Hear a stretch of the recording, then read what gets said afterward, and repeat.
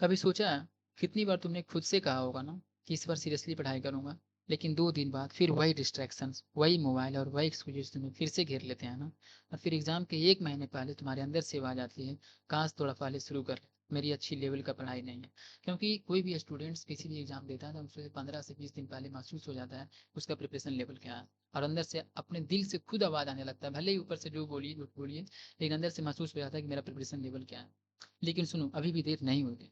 अगर तुम सही स्ट्रेटजी के साथ अगले 90 डेज यानी 3 महीने अगले निकाल दोगे ना, तो तुम्हारा नाम भी 99 परसेंटाइल के अप्रॉक्स आ जाएंगे। अभी आप जिस भी परसेंटाइल पे आप होल्ड करो, 70 परसेंटाइल, 80 परसेंटाइल, अगर 50 से 60 परसेंटाइल के बीच में अगर मार्क्स आपके आ रहे हैं कोचिंग इंस्टीट्यूट में, तो आप हम प्रोमिस करते हैं कि आप 90 परसेंटाइल प्लस आ जाइए। बस जो मैं बातें बता रहा हूँ उसको ट्रस्टली, ब्लाइंडली आपको ट्रस्ट करना होगा, उस बातों का उसे फॉलो करना होगा, तभी आपके 99 परसेंटाइल और 90 परसेंटाइल का अप्रॉक्स आप आ पाइएगा। और ये कोई मोटिवेशनल डायलॉग नहीं है, ये सच है। क्योंकि आज मैं तुम्हें बताने वाला हूँ वो एग्जैक्ट रोड मैप जिसने मुझे जेई मेंस 2025 में 99.98 परसेंटाइल दिलाई थी, लास्ट के रिवीजन प्लान। और ये वीडियो उन सबको लिए है जिन्होंने भी अच्छे कोचिंग इंस्टीट्यूट में जो ज्वाइन करते हैं या फिर जो रैंकर बैच में होते हैं, सबको लास्ट मोमेंट पर टीचर्स यही रिकमेंडेशन करते हैं, जैसे मेरे को भी रिकमेंडेशन किए थे। सभी बैचमेट में होता है, अगर कोई अच्छी कोचिंग इंस्टीट्यूट में या फिर ऑफलाइन में गए हुए होंगे कोटा वगैरह, तो सभी जगह लास्ट मोमेंट पर यही दिया जाता है। सो वही स्ट्रेटजी मैं आपके साथ रिवील करने वाला हूँ। सो प्लीज़ इस वीडियो के एंड तक जरूर देखना, तभी आपको फायदा मिलेगा और इसे फॉलो करना ही करना होगा आपको। सो उससे पहले बहुत सारा कमेंट आ रहा था इस वीडियो में कि भैया मेरा सिलेबस अभी कंप्लीट ही नहीं हुआ है, क्या आप अब भी जैन अटेम्प्ट में 95 प्लस परसेंटाइल पॉसिबल है? तो देखो यार, इससे पहले मैं एक चीज़ बता देता हूँ कि 95 परसेंटाइल या फिर 98 परसेंटाइल, जो भी परसेंटाइल आप अप्रॉक्स सोच रहे हो अपने बारे में, सो एम कर रहे हो, सो परसेंटाइल और परसेंटेज में अंतर होता है। परसेंटाइल अभी नहीं सोचना, आपको मार्क्स सोचना है। क्योंकि लास्ट के जो मैंने वीडियो अपलोड की थी 39 से 40 मिनट्स की वीडियो थी, उसमें मैंने इन डिटेल बताया था जेई मेंस 2025 का जैन अटेम्प्ट एंड साथ ही साथ अप्रैल अटेम्प्ट की शिफ्ट वाइज कितना परसेंटाइल पे कितना मार्क्स गया है। सो आपको परसेंटाइल नहीं सोचना, अब आपको मार्क्स सोच कर चलना है। अब उस मार्क्स सोचिए कि हमको इतना परसेंटाइल टारगेट ले रहे हैं। अगर आपके 50 परसेंटाइल अगर आ रहे हैं, 40 परसेंटाइल आपके आ रहे हैं कोचिंग इंस्टीट्यूट के मार्क्स के अकॉर्डिंग, तो आप सोचिए कि हमको 90 परसेंटाइल कैसे लेकर आना है। तो 90 परसेंटाइल के लिए कितना मार्क्स मैंने बोला था, 100 to 80 to 100 marks. 80 to 100 marks आप सोच लीजिए। 30 30 40 40 मार्क्स अभी पेपर में ले ला, आपके आसानी से आ जाएंगे। उस अकॉर्डिंग आपको सोचना होगा, तभी आप एक अच्छे परसेंटाइल तक पहुंच पाइएगा। ऐसे 95 98 परसेंटाइल ऐसे बहुत हेडेक टाइप का लगता है कि अप्रॉक्स हमको एक एग्जैक्ट डाटा नहीं पता होता किस रोड मैप को हमें फॉलो करना। दूसरा कमेंट था कि जो लोग 0 से 10% सिलेबस पे हैं, क्लास 12 फर्स्ट टाइम दे रहे हैं, यानी ड्रॉपर वो नहीं है, वो लोग जनरल टाइम तक कितना रियलिस्टिक गोल रखे ताकि 95 परसेंटाइल और 98 परसेंटाइल। उनको भी मैंने यही बताऊंगा कि अभी आप जहाँ भी कोचिंग में टेस्ट दे रहे हैं, अगर आपका 0 से 10% सिलेबस कवर है तो आप तो एकदम जीरो के बराबर है। तो अभी आपको एटलीस्ट 90 परसेंटाइल को अप्रॉक्स लेकर चलना हो, फिर उसके बाद ऐसे आपको मार्क्स बढ़ता है, फिर 95 98 आप चले चले जाइए। लेकिन आपका टारगेट फर्स्ट ही जनरल में होना चाहिए, जो कि आपने लिख रखा है। और अब मैं बात करते हैं कि एक कमेंट रखा है कि hey I am at zero and I want to put my full effort so I should cover my syllabus by one shot. हाँ, कवर कर सकते हो, अगर आपको समझ में आ रहा है क्वेश्चन सारे फार्मूला, आप रिवीजन कर सकते हो तो आपको ठीक है। जिन्हें नहीं समझ में आता वो क्रैश कोर्स पर शिफ्ट कर सकते हैं, क्योंकि क्रैश कोर्स में भी डिटेल वीडियो होता है और साथ ही साथ आपको सिर्फ पीवाईक्यू क्वेश्चन प्रैक्टिस करना। एक कमेंट था कि मैं भी 12th में हूँ और मैं भी जीरो पर हूँ। तो जीरो पर हैं आप भी, तो बस जिस वीडियो मैं इस वीडियो इसीलिए लाया हूँ कि लास्ट के 3 महीने में भी इतना कर लेते तो आप 90 परसेंटाइल प्लस रहेंगे ही रहेंगे एटलीस्ट। बस आपको ब्लाइंडली फॉलो करना होगा, तभी आपको पाए। ऐसा नहीं कि हम सिर्फ बोलें आप वीडियो देख लिए आपको तो बेनिफिट्स नहीं मिलेगा इस वीडियो। सो चलिए वीडियो की शुरुआत करते हैं। आपने कभी सोचा है कि 3 मंथ में सिलेक्शन कैसे होता है? किन्हीं को भी जिन्होंने भी बोल रखा है या फिर यूट्यूब पर डाल रखा है, तो उन्होंने कैसी किस तरह से मेहनत की होती है। ऐसा नहीं कि सिर्फ 2 घंटा 3 घंटा पढ़ने से लास्ट के 3 महीने में, लास्ट के 3 महीने में आपको पूरा का पूरा 100% टाइम आपको पढ़ाई पे जाना चाहिए। और बाकी सिर्फ खाना वगैरह या फिर जो आपका डेली एक्टिविटी थोड़ा काम उस पर जाना चाहिए, और बाकी आपका जो भी टाइम बचता है वो सिर्फ और सिर्फ पढ़ाई पे जाना चाहिए इस लास्ट के मोमेंट पे। तो सम स्टूडेंट्स स्टिल अभी भी टाइम अपना वेस्ट कर रहे हैं, लेकिन वहीं पर कुछ स्टूडेंट्स हैं जो 100% सिंगल एवरी डे को दे रहे हैं। डिफरेंस बस एक ही चीज़ का होता है कि उनका क्लैरिटी ऑफ स्टडी, जिनको स्ट्रेटजी पता होता है ना, वो आपको पता होता है कि इनको कौन से कितने मार्क्स कौन से सब्जेक्ट में लाना है, उसके लिए हमको कितना मेहनत करना होगा, कौन से चैप्टर पर ज़्यादा फोकस करना होगा। ऐसा नहीं कि अंधाधुंध जो भी चैप्टर उठाए उस पर लगे हुए दिन रात। अब वो टाइम नहीं रहा। अब वो टाइम नहीं है कि आप अपने कोचिंग का मॉड्यूल लगा रहे हैं या फिर आप मोटा मोटा कोई बुक पकड़ रहे हैं। बस आपको पीवाईक्यू पर कूट पढ़ना, मैंने बता रखा है। अगर आपको पीवाईक्यू का अप्रोच सॉल्विंग नहीं है तो मैं उसका भी आप कमेंट करिएगा, मैं पीवाईक्यू का मैं सॉल्यूशन के साथ दूंगा, ताकि उसको देख करके आप आइडिया डेवलप होगा कैसे क्वेश्चन सोच रहा है। उसके अकॉर्डिंग मैं आपको पीडीएफ बना दूंगा एंड नीचे डिस्क्रिप्शन में लिंक लगा दूंगा, बस आपको कमेंट करना होगा। उससे पहले बहुत सारे लोग मेरे चैनल पर नए आए होंगे, वो नहीं जानते होंगे कि कौन है। सो हाय एवरीवन, मेरा नाम शुभम कुमार है और मैं भी आईटी पटना से बीटेक इन सीएससी यानी कंप्यूटर साइंस इंजीनियरिंग कर रहा हूँ। मैंने जेईई में 2025 में 99.98 परसेंटाइल स्कोर किया था और मैं जानता हूँ कि वो प्रेशर, वो स्लीपलेस नाइट और वो गिल्टी, जब मार्क्स कम आते हैं और कंपैरिजन जब होता है ना, तो जब खुद पर डाउट्स होता है ना, तो लेकिन मैं ये भी जानता हूँ कि अगर तुम राइट स्ट्रेटजी से काम करो तो आईटी तक का रास्ता कोई इम्पॉसिबल नहीं है। तो आज मैं तुम्हारे साथ एग्जैक्ट उस डाटा शेयर करने वाला हूँ जो मेरा एग्जैक्ट 90 डेज का रिवीजन प्लान था, और वही रिवीजन प्लान अगर आप भी कर सकते हो तो आपका भी परसेंटाइल, आप अच्छे परसेंटाइल पर पहुंच सकते हो। जिस भी परसेंटाइल पर अभी आप होल्ड कर रहे हो उसे 20 to 30 परसेंटाइल तो एटलीस्ट आप ऊपर रहोगे ही। सो सब्जेक्ट वाइज इसमें मैं रोडमैप देने वाला हूँ फिजिक्स, केमिस्ट्री और मैथ्स की, जो तुम्हें 99.98 परसेंटाइल तक ले आ सकता है, और अगर तुम ऑनेस्टली फॉलो करोगे तब। इस वीडियो में टॉपिक कवर करने वाला हूँ। सबसे पहले मैं आपको बताऊंगा हार्ड ट्रूथ कि अभी आप रियलिटी आपका चेक करें कि आप अभी किस स्टेप पर आप होल्ड कर रहे हो। उसके बाद डिस्कस करेंगे कि फिजिक्स का स्ट्रेटजी आपका क्या होना चाहिए, स्मार्ट वर्क का अप्रोच के साथ में स्ट्रेटजी आपका क्या होना चाहिए।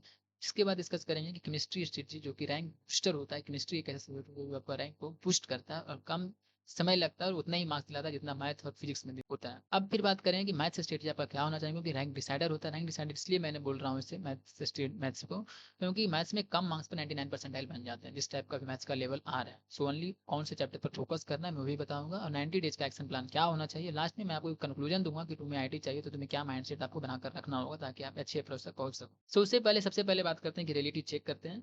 तो देखो भाई, सबसे पहले एक बात समझ लो कि 99 परसेंटाइल पाने के लिए तुम्हारे हर चैप्टर पढ़ना नहीं है, बस तुम्हें स्मार्ट सिलेक्शन करना होगा। जैसा कि मैंने पिछली वीडियो में, मैंने फिर से बोल रहा हूँ, पिछली वीडियो में जो 39 मिनट्स की वीडियो से नहीं देखे तो आप देखिए, उसमें मैंने इन डिटेल कंपेरिजन किया है कि जेईई में student time and April attempt 2025 पर कितना शिफ्ट में कितना मार्क्स पे कितना परसेंटाइल बना था। अगर आपका 50 परसेंटाइल 40 परसेंटाइल का मार्क्स आ रहे हैं, 40 मार्क्स 50 मार्क्स आपके कोचिंग में आ रहे हैं, तो बस आपको आप 90 परसेंटाइल का अप्रॉक्स सोचिए, क्योंकि आप जेईई में एटलीस्ट क्वालिफाई कर लें ताकि आपको एनआईटी कोई भी ब्रांच मिल जाए। एटलीस्ट ना से तो बढ़िया है ना भाई, कोई भी ब्रांच मिल जाए आपको। उससे पहले बता दें कि कोई भी एग्जाम क्लियर करने के लिए हमें कोई मैजिक नहीं होता कि मैजिक ऐसा कर दिया और एग्जाम क्लियर, और कोई शॉर्टकट नहीं हो। बस सही स्ट्रेटजी होती है और कंसिस्टेंसी होती है, जिससे ही आप कोई भी एग्जाम को क्रैक कर सकते हो और कम समय में। बस स्ट्रेटजी ही आपको फॉलो करना। तो अब सिर्फ 90 डेज बचे हैं, या तो गेम बदल दो या फिर आप रिग्रेट लो पूरे साल कि मैंने बर्बाद हो गया। लास्ट के अगर 3 महीने भी कर लेते तो एटलीस्ट मैं अभी से तो बेटर ही कॉलेज में चला जाता। सो यही एक स्ट्रेटजी का गेम, जो समझ गया वो जीत गया। तो मैं तुम्हें लास्ट के 6 ईयर्स के डाटा के बेस पर बताने वाला हूँ कि वो चैप्टर जिनसे हर साल लगातार क्वेश्चन आते ही आते हैं। तो नीचे आपको एक कमेंट में बताओ तुम्हारा सबसे कमजोर सब्जेक्ट कौन सा है फिजिक्स, केमिस्ट्री और मैथ्स में, ताकि मैं उस अकॉर्डिंग आपके लिए क्या हमें अच्छा होगा, जरूरी है आपके उस अकॉर्डिंग मैं आपको वीडियो बना सकूं, या फिर हमको मटेरियल प्रोवाइड देना होगा, हैंड रिटन नोट्स या फिर शॉर्ट नोट्स, जो भी हमको चाहिए वो लगेगा, उस अकॉर्डिंग मैं आपको प्रोवाइड करूंगा। इसलिए कमेंट जरूर नीचे करिएगा कमेंट बॉक्स में। सो अब बात करते हैं फिजिक्स स्टडी। तो देखो यार, फिजिक्स स्टडी एक स्मार्ट वर्क अप्रोच का सब्जेक्ट होता है। फिजिक्स में टॉपर और एवरेज स्टूडेंट्स का फर्क सिर्फ एक ही चीज का होता है, वो टॉपर कॉन्सेप्ट समझता है, तो वही जबकि एवरेज स्टूडेंट्स होता है वो फार्मूला को रटता है। बस मैं ये भी एक ही चीज कहता हूँ कि जब क्रैश कोर्स या फिर वन शॉट जो भी लेक्चर देख रहे हैं, पहले ये नहीं आपका माइंड होना चाहिए कि पूरा लिखा दें या फिर रोक कर सिर्फ नोट कर लें। वो नोट्स वाले से काम नहीं चलेगा, ये एक अलग टाइप का एग्जाम होता है। इसलिए आपको कॉन्सेप्ट समझना हो कि कॉन्सेप्ट कैसे लगा रहे हैं, फार्मूला क्यों ड्राइव क्यों लगाएं, उस बात को भी मेंशन करना होगा कॉपी में, नोट्स में। पिछले 6 सालों के डाटा के अनुसार मैं मॉडर्न फिजिक्स से 5 से 6 क्वेश्चन आए हुए थे, लगातार आए हैं। करंट इलेक्ट्रिसिटी, ऑप्टिक्स, सेमीकंडक्टर, सब ऐसे चैप्टर्स हैं जिसका हाई वेटेज चैप्टर्स हैं। और वो इस वीडियो में मैं पूरा डिटेल तो नहीं बताऊंगा चैप्टर्स का, मैंने पिछली वीडियो में बना रखा है, वहाँ पर जाकर आप उसे फॉलो कर सकते हो, उसको नोट करें। उन्हीं चैप्टर पर पहले आपको फॉलो करना है, अगर जिनके भी परसेंटाइल कम आ रहे हैं एटलीस्ट अभी आप टाइम नहीं है, फॉलो करिए, उस चैप्टर का नोट्स बनाइए और पीवाईक्यू पर टूट पड़िए। 100 से 150 क्वेश्चन आपको डेली एटलीस्ट होने चाहिए एवरी चैप्टर के, तभी आप एक अच्छे परसेंटाइल तक पहुंच पाइएगा। आपका क्वेश्चन सोल्विंग अप्रोच डेवलप होगा, वरना 10-20 क्वेश्चन में सोल्विंग अप्रोच नहीं डेवलप होता है, किसी का नहीं होता है। रिसोर्सेस आपको क्या लेना है, पीवाईक्यू लास्ट 5 ईयर्स को कंप्लीट करना है। साथ ही साथ आप एनटीए अभ्यास के वेबसाइट से भी अभ्यास कर सकते हैं, अगर पूरा सिलेबस कवर हो गया उतना चैप्टर का। प्लस आप नोट्स को रिवीजन करते रहना। टारगेट लेकर चलना है कि 1.5 आवर से डेली इसको प्रैक्टिस करना है। प्रैक्टिस में आप अपने अकॉर्डिंग देख सकते हो आपको कौन सा पेपर मजबूत हो उसमें कम समय, और जो थोड़ा सा वीक है उस पर ज्यादा टाइम आपको इन्वेस्ट करना होगा। सो कमेंट करो फिजिक्स में तुम्हारा वीकेस्ट चैप्टर कौन सा है, उस अकॉर्डिंग मैं आपको मटेरियल प्रोवाइड करूंगा, वो भी आप कमेंट में जरूर लिखना। तो अब बात करते हैं केमिस्ट्री का स्टेट। केमिस्ट्री एक ऐसा सब्जेक्ट है जो कि रैंक बूस्टर होता है। केमिस्ट्री जेई का सबसे अंडररेटेड वेपन होता है। हर टॉपर का एक ही सीक्रेट होता है कि वो केमिस्ट्री को रट्टा नहीं लगाते, रिवाइज करते हैं, रिपीटेडली रिवाइज करते हैं, रिवीजन करते हैं, बस एक ही उसका मंत्र होता है। पिछले 6 सालों के डाटा के अनुसार मैं बता रहा हूँ, chemical bonding, coordination, compound, P block और इलेक्ट्रोकेमिस्ट्री टाइप का जो भी चैप्टर्स है मैंने पिछली वीडियो बनाया, उनसे को जाकर नोट करिए, उन्हें फॉलो करिए। इन चारों चैप्टर से लगभग हर साल 30 to 40 मार्क्स से क्वेश्चन फिक्स आते हैं। तो इसमें आपका स्ट्रेटजी क्या होना चाहिए? NCERT. NCERT is your Bible. Her teacher से सुना होगा NCERT is Bible, specially for inorganic chemistry. Inorganic chemistry के लिए आप फ्रेंड्स कुछ मत करिए, रात में सोने से पहले डेली, अभी से भी 90 डेज हैं, दो दो पन्ना स्टार्ट करिए पढ़, और उसको हाईलाइट करिए और पढ़िए। और जो भी आपको इंपॉर्टेंट पॉइंट लगता है, एक पतला सा कॉपी रखिए, उसमें नोट करते जाइए कि कौन सा रिएक्शन है, उसको डेली सोने से एक दिन पहले, सोने से पहले लिखिए। आपको ऑटोमेटिक वो रिएक्शन याद हो जाएगा, वहाँ पर क्या था, वहाँ पर क्या था, उस टाइप। हर 5 दिन बाद एक बार पूरा सिलेबस का रैपिड रिवाइज करो, ताकि उससे आपको जो रिटेंशन पावर होता है वो आपका बढ़ेगा। सो पीवाईक्यू का पैटर्न समझो, कौन से टाइप के क्वेश्चन रिपीट हो रहे हैं, इसीलिए मैं पीवाईक्यू को बार बार जोड़ दे रहा हूँ। पीवाईक्यू से ही आपको अब आइडिया मिले। और दूसरा चीज़ की कमेंट करो कि तुम एनसीईआरटी को रोज रिवाइज करते हो या फिर सिर्फ टेस्ट के पहले पढ़ते हो, ये भी आपको डिस्कस नीचे कमेंट बॉक्स में लिखना है। इससे आप लिखोगे ना तो आपको अंदर से जो कमिटमेंट करता है उसका लगता है कि नहीं यार, मैंने वहाँ कमेंट पे लिखा तो मैं उस चीज़ को करूँगा। जितने लाइक करेंगे उतने आपको बार बार आपको रिमाइंडर जाएगा कि मैं उसी चीज़ को फॉलो करूँ। सो फिजिकल केमिस्ट्री में बात करें तो आपको फार्मूले जो भी बनाए उसको रिवीजन डेली करना है, शाम सोने से पहले। वैसे 8 से 10 दिन कर लीजिए, फिर उसके बाद आपको जरूरत नहीं पड़ेगा रिवीजन करने का फार्मूला। कोई भी चैप्टर्स पकड़, जितने भी हाई वेटेज चैप्टर्स हैं। साथ ही साथ आप पीवाईक्यू, पीवाईक्यू को तो एकदम छोड़ना ही नहीं है। ऑर्गेनिक केमिस्ट्री में बात करें तो रिएक्शन मैकेनिज्म का चार्ट बनाइए। साथ ही साथ आपको नेम रिएक्शन को ऑलवेज आपका ये टिक पे होना चाहिए। सो इनऑर्गेनिक में तो बोला है कि एनसीईआरटी लाइन बाय लाइन, उसमें प्रो टिप देना चाहूँगा, केमिस्ट्री जो मेमोरिकल सब्जेक्ट होता है, साथ ही साथ पैटर्न रिकॉग्नाइजेशन इसमें कर सकते हो। सो कमेंट में लिखो ऑर्गेनिक या फिजिकल तुम्हारा फेवरेट पार्ट कौन क्या है, उस अकॉर्डिंग मैं भी आगे का वीडियो बना सकूँ। सो अब बात करते हैं कि आपका मैथ का स्ट्रेटजी क्या होना चाहिए। तो अब बात करते हैं कि मैथ का स्ट्रेटजी क्या होना चाहिए। मैथ रैंक डिसाइडर होता है, ऐसा मैं क्यों बोल रहा हूँ कि अब आती है मैथ, जो टॉपर्स और एवरेज के बीच का फाइनल लाइन खींचते हैं। पिछले 6 सालों के पेपर में सबसे ज्यादा वेटेज चैप्टर जो रखता है वो कोऑर्डिनेट ज्योमेट्री, जो कि 12 से 16 मार्क्स। कैलकुलस, कैलकुलस में भी बात करें, definite, indefinite, limits, continuity, permutation and combination, probability, इन सारे चैप्टर्स हैं। इन सारे चैप्टर्स में से मैंने पिछली वीडियो में बता रखा है, बस 40 से 45 मार्क्स से आपको इसमें टारगेट लेकर चल, नहीं नहीं, आपको 99% डायले मैथ्स में स्पेशली पहुंच जाएंगे। बटा डाटा के साथ पिछली वीडियो में बताया था। सो उन स्टूडेंट्स के लिए बिल्कुल है जिन्होंने अभी कुछ नहीं स्टार्ट नहीं किया, ये वीडियो का ब्लाइंडली फॉलो करी। आपसे हम नहीं बोलते हैं कि पूरा जितना हाई वोल्टेज था पूरा, कम से कम एटलीस्ट 40 to 50% तो चैप्टर कंप्लीट करिएगा, उतना में भी आपको परसेंटाइल अच्छा बूस्ट हो जाएगा। मैं बता रहा हूँ 70 से 80% तक भी आ जाएंगे, अगर इनका कुछ भी नहीं हुआ वो भी। सो आपको जब जितना बता रहा हूँ उतना फॉलो करना होगा। सो इसमें स्ट्रेटजी आपको ये होना चाहिए कि रोज 2 चैप्टर्स पे फोकस करो, एक टफ एक ईजी। हर क्वेश्चन सोल्व करने से ज़्यादा जरूरी है कि उसे एनालिसिस करना कि गलती कहाँ हुई, कहाँ मैंने इसमें कैसे अप्रोच लिया, ऐसा मैं क्यों अप्रोच लिया, इस टाइप का आपको थिंकिंग डेवलप करना। हर संडे एक फुल लेंथ मॉक टेस्ट दो पीसीएम को मिक्स करके। इसमें आपको मैं बता देना चाहता हूँ कि अगर मॉक टेस्ट के बाद आपने वीक एरिया लिख लो नोटबुक में, यही तुम्हारे इंप्रूवमेंट का डेली डायरी बन। इसमें मैं तुम्हें एक इंपॉर्टेंट टिप देना चाहूंगा कि अगर और मॉक टेस्ट के बाद जितने भी मॉक टेस्ट आप दे रहे हो, अपने वीक एरियाज को लिख लो अपने नोटबुक में, यानी कि जो मिस्टेक डायरी होती है, और यही तुम्हारी इंप्रूवमेंट डायरी बनेगी। सो जितना मैंने बातें बताया अगर उतना फॉलो करेगा तो आप डेफिनेटली, आप जिस भी परसेंटाइल पे भी स्टे कर रहे हैं उससे आप बेटर ही परसेंटाइल पे आगे जाएंगे। सो प्रैक्टिस ही आपका इसमें पावर होता है, क्योंकि मैथ्स में ऐसा कोई पैटर्न डिफिनिट नहीं होता, इसमें जितना ज़्यादा से ज़्यादा प्रैक्टिस करिए। इसीलिए मैंने कुछ ही चैप्टर बताया है, उतना ही चैप्टर पर कंटिन्यूसली कमांड दिला, जितना भी लास्ट के 5 ईयर में आए थे क्वेश्चन, हर क्वेश्चन को 2-2 बार बना जाइएगा। मैं बोलूँगे आप तो, मैं पीवाईक्यू का भी पीडीएफ नीचे अटैच कर दूंगा विद सॉल्यूशन, ताकि आपको आइडिया मिले कैसे अप्रोच लिया गया। वही क्वेश्चन को दोबारा बना दीजिए, दोबारा बना 2-3 से बार कर दीजिएगा तो आपको क्वेश्चन आइडिया डेवलप हो जाए। कौन कौन से फार्मूला लग रहे हैं वो भी आपको आइडिया मालूम हो जाए, किस टाइप के क्वेश्चन जेईई मेंस में आते हैं, वो भी आपको बहुत सारे मैंने 60-70% अप्रोच आपको डेवलप, तो एटलीस्ट 40 क्वेश्चन पर डे आपको करना होगा, जिसमें से मिक्स करके इजी मीडियम हार्ड सबको, यानी पीवाईक्यू से ही करना होगा। सो अभी आप कमेंट बॉक्स में जरूर लिखिएगा कि क्या तुम रेडी हो अपने 3 घंटे मैथ्स में देने के लिए। ऐसा जितना भी मैंने बोल रहा हूँ सबको कमेंट जरूर करिए।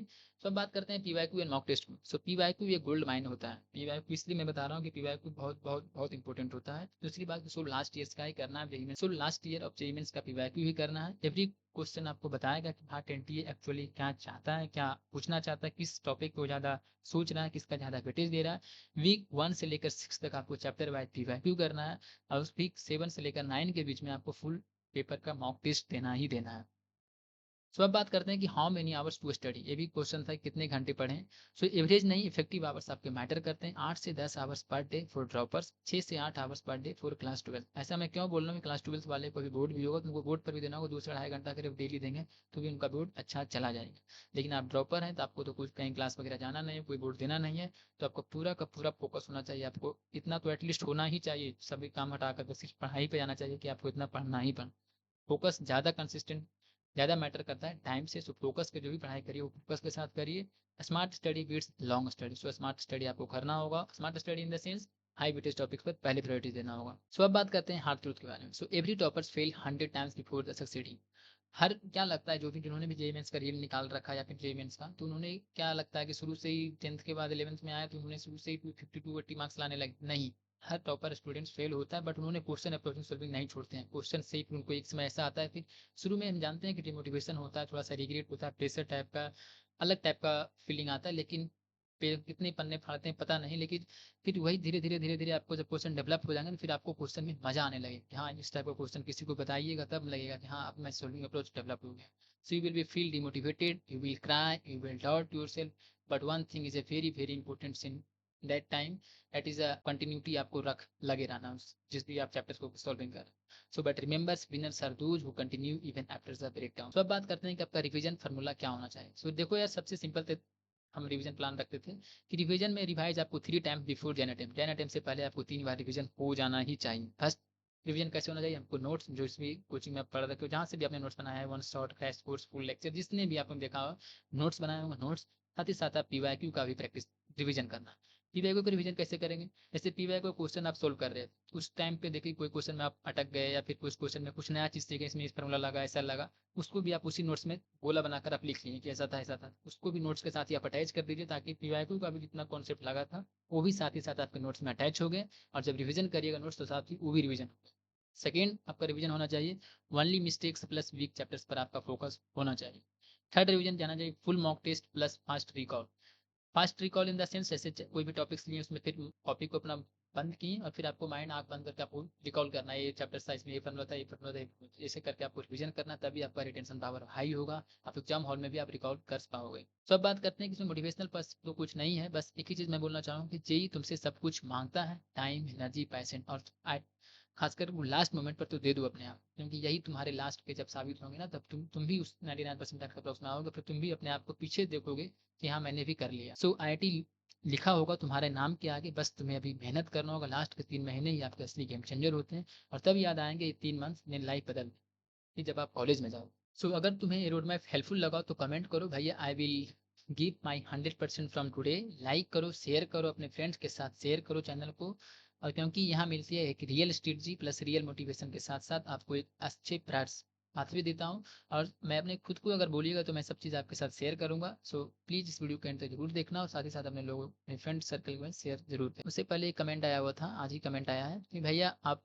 बताइए, मेरे पीसीएम में सिर्फ 72% हैं and PCM plus English plus Hindi में 80% है, सो क्या मुझे आईआईटी में एडमिशन मिल जाएगा? तो देखो यार, इसका मैं आंसर क्या दूँ, मैं खुद इसका एक स्नैपशॉट लगा दिया हूँ। जेईई एडवांस 2025 में जो उन्होंने ऑर्गेनाइज किया था आईआईटी कानपुर ने, तो उनका आप देख सकते हैं, मैंने रेट से हाईलाइट कर रखा है कि must have the pass class 12 और इक्विवेलेंट किसी भी ऑर्गेनाइजेशनल बोर्ड से examination with a minimum of 5 subject and secure at least 25% aggregate marks. Means पांचों पेपर मिलाकर आपको 75% खोजता है, ऐसा नहीं कि फिजिक्स केमिस्ट्री मैथ नहीं खोजता है। एंड ऑल्सो लिखा हुआ मेंशन किया होता है aggregates marks for SC ST and PW candidates would be least 65%, यानी एटलीस्ट 65% लाने होंगे वो कैंडिडेट्स को जिन्होंने SC ST and PWD candidate से बिलोंग करते हैं। सो इनका भी जवाब मिल गया, जिन्होंने भी इन्होंने कमेंट किया था। आप देख सकते हैं इस वीडियो को मैंने रिप्लाई दे रखा है विथ प्रूफ, मैंने डाटा उठाकर एडिटिव्स यहाँ पर मैंने पेस्ट कर दिया। सो अब बात करते हैं आपका 90 डेज प्लान ओवरव्यू क्या होना चाहिए। सो देखो यार, 90 डेज ही आपका गेम चेंजर है। तुम्हें करना क्या है, मैं उस सारे के साथ डिटेल में बता रहा हूँ। सो टाइम पीरियड टारगेट आपको फोकस करके चलना है, डे 1 लेकर डे 30 सिलेबस कंप्लीटेशन पर आपको काम करना होगा। साथ ही साथ आपको हाई वेटेज चैप्टर्स पर ओनली काम करना है। सिलेबस कंप्लीटेशन उसी चैप्टर का करना जो हाई वेटेज चैप्टर्स मैंने पिछली वीडियो में बता रखा है। डे 31 से 60 डेज में आपको क्या करना है, पीवाईक्यू प्लस रिवीजन 6 ईयर्स का क्वेश्चन रिवीजन करना है, पीवाईक्यू प्लस टॉपिक वाइज आपको प्रैक्टिस भी करना है। जिस चैप्टर भी आप कंप्लीट कर उसका तुरंत पीवाईक्यू क्वेश्चन पर टूट पड़िए, कैसे कैसे हुआ, वहाँ से जो भी चीज़ आप सीखते हैं उसको अपने नोट्स में मेंशन करिए। हम स्टार्टिंग में हम जानते हैं, हम जूम कर लेते हैं कि बहुत सारा चीज़ आपको नया चीज़ देखने को मिलेगा, और सब चीज़ को लिखते जाए, जितना चीज़ मिले सब चीज़ को लिखते जाए, आपको सीखने को मिलेगा। फिर सेकंड टाइम थर्ड टाइम जब जाइएगा तो फिर कुछ भी लगेगा नया नहीं है, वो ऑटोमेटिक आपको डेवलप हो जाएगा। एंड डे 61 से 90 डेज के आपका जो प्लान होना चाहिए वो मॉक टेस्ट प्लस एनालिसिस और 10 से 15 full mock test plus correction का साइकिल होना चाहिए। तो याद रखना, ये मैराथन है, ये स्प्रिंट नहीं है। रोज कंसिस्टेंसी दिखाओ, छोटी छोटी प्रोग्रेस ही आपको 99% टाइम तक ले जाएगी।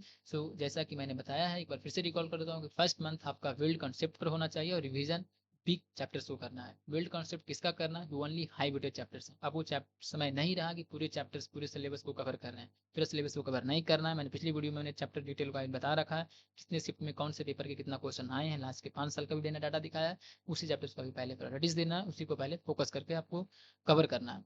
एंड सेकेंड मंथ में आपका PYQ plus mock plus chapter का टेस्ट देते जाना है उसी पर्टिकुलर चैप्टर्स का। थर्ड मंथ का आपका स्ट्रेटजी होना चाहिए कि फुल सिलेबस देना है, एटलीस्ट उसे टाइम बाउंड मैनर में देना है, यानी टाइम को 3 घंटे का समय लगा कर देना है। कितना क्वेश्चन आप अटेम्प्ट कर पा रहे हैं, कितना क्वेश्चन आपसे छूट रहा है, कितना स्पीड आपको और बूस्ट करना होगा, स्पीड धीमे करना होगा, जिस अकॉर्डिंग आप अपने सोच सकते हैं। सो स्पीड प्रैक्टिस और साथ साथ आपको रिविजन। सो यही वो 3 मंथ्स हैं जो डिसाइड करेंगे कि आपको तुम्हारा रैंक क्या होगा, अगले नेक्स्ट ईयर तुम आप कहाँ पहुंचोगे। तो उससे पहले कंक्लूजन से पहले मैं एक चीज़ आपको बता देना चाहता हूँ कि भाई जब मैं ड्रॉप ईयर में था तो हर रात बस एक सवाल दिमाग में घूमता था, क्या मैं IIT जा पहुंचूं। पर एक दिन रियलाइज हुआ कि अगर मैं ड्रॉप करते करते टाइम वेस्ट करता रहूंगा तो एक दिन तो IIT का गेट देखने का चांस भी चला जाएगा। बस आपको यही चीज़ आपको हमेशा याद रखना, अपने आप पर डाउट्स नहीं करना है। कम से कम मैंने जितना बता रखा उतने चैप्टर पर आप फोकस करिए। एटलीस्ट आप ठीक है, आपका प्रिपरेशन लेवल उस लेवल का नहीं, तब तो NIT तो पहुंचिएगा ना। NIT का कोई भी ब्रांच नहीं, CS नहीं मिलेगा, कोई भी ब्रांच तो आपको मिलेगा उस लेवल पे तो आपको भी जा सकते हैं। बस आपको स्ट्रेटजी के साथ काम करना होगा और वही जीतेंगे जो अच्छे के लास्ट के दिन में भी अच्छे स्ट्रेटजी के साथ काम करें। पर एक दिन रियलाइज हुआ कि अगर मैं डाउट्स करते करते अपना टाइम वेस्ट कर रहा हूँ तो एक दिन उस दिन से बस एक लाइन मैंने अपने आप पर याद रखी कि do it scared but do it anyway. Sir आज मैं IIT पटना में हूँ और रुका नहीं। सो इसलिए, और आज मैं IIT पटना में हूँ सिर्फ इसलिए क्योंकि मैंने स्टार्ट किया था, रुका नहीं। सो अगर तुम भी आज से स्टार्ट कर रहे हो तो बिलीव मी, तुम ऑलरेडी 50% लोगों से आगे हो।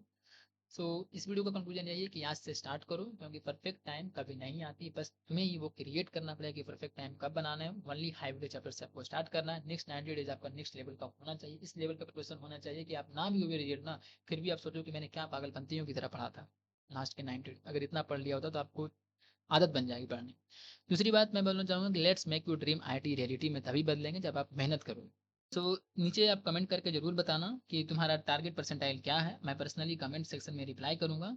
अगर ये वीडियो तुम्हें हेल्प कर रही है तो प्लीज एक लाइक जरूर देना, सब्सक्राइब कर लो भैया का चैनल, ताकि जब भी मैं नेक्स्ट स्ट्रेटजी, नेक्स्ट प्लान या नेक्स्ट मोटिवेशनल शेयर करूँ तो तुम उससे मिस ना करो। और हाँ, अपने 2-3 JEE फ्रेंड्स को साथ शेयर करो, क्योंकि अगर तुम एक दूसरे को लिफ्ट करोगे तो तुम सब IIT गेट के साथ जाओगे। सो कंक्लूजन यही है हमारे साथ में कि तुम्हें अगर IT चाहिए तो तुम्हें सेक्रीफाइस करना पड़ेगा। सेक्रीफाइस किस किस चीज़ों से करना पड़ेगा? डिस्ट्रैक्शन, एक्सक्यूजेस और लेजीनेस से। पर जब एक दिन रिजल्ट के स्क्रीन पे लिखा होगा कि congratulation you have qualified for the advance, अगर उन्होंने दे रखा तो ऐसे टाइप का लिखा होता है वहाँ पे, तब तुम्हें भी लगेगा कि यार मैंने सही टाइम पे सही डिसीजन लिया था, तभी आज परसेंटाइल मुझे पॉसिबल है। और अपने आपके माँ बाप, आपको जो भी रिलेशन में होंगे, उस दिन क्या खुशी होगा उसी चीज़ को आप सोचिए बार बार, तभी आपके मोटिवेशन इस लास्ट मोमेंट में आप फील करिए। क्योंकि अभी मैं बता रहा हूँ आपको, ट्रस्ट में 80% आपके भीड़ खाली होगी इस वक्त। कई लोगों ने छोड़ दिया, ड्रॉप लेने के बारे में सोच रहे हैं, और बस उसी मोमेंट के लिए आज से स्टार्ट करो। सो मैं हूँ शुभम कुमार IIT पटना से, और मैं हमेशा तुम्हारे साथ हूँ। सो चल भाई, अब फोन साइड में रख और अब एक चैप्टर्स को रिवाइज कर, क्योंकि तुम भी कर सकते हो। So trust me. So thanks for watching this video, I will meet the next video. Comment लेकिन जरूर करना आप लोग, तभी मुझे एक आइडिया मिले कि आपको अभी क्या चीज़ की नीड है, उसके अकॉर्डिंग मैं आपके साथ डाटा शेयर करूंगा। तो thanks for watching this video, I will meet the next video. Okay, thanks.